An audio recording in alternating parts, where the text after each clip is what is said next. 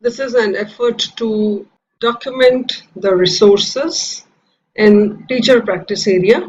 After you log in to teacher practice area, you need to choose one of the topics. I have chosen topic 3 to add some resources. A resource is a support system for learning, like a link or a file that a teacher can add to their courses. In order to add resources, the first thing we need to do is to turn editing on. It's green now, it will turn in red.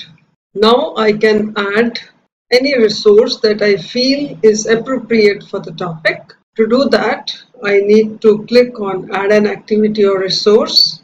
Here is the list of resources, and let me add a book. By clicking on this button, one can find the information about the book. So click on add.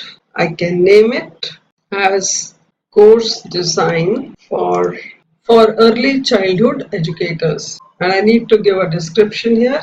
This course is meant for the educators handling children of 5 plus age group. You need to save and return to the course. Now here it appears. I can add chapters in the book. For that I need to click chapter title. I can give its title as emotional support, and some details of the chapter can be mentioned. Click on save changes. On the left side shows the table of contents.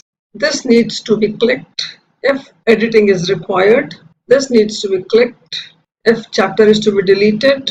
This needs to be clicked if you don't want to show the chapter to others. And here one can add a new chapter by clicking on it.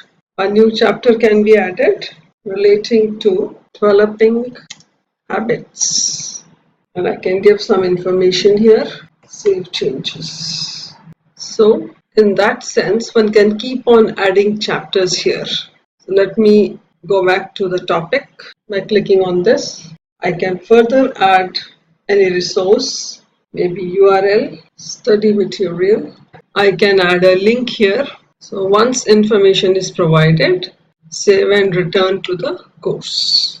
Now it shows that these two resources have been added here, and one can add any number of resources that one feels is applicable for a particular topic that has to be taught.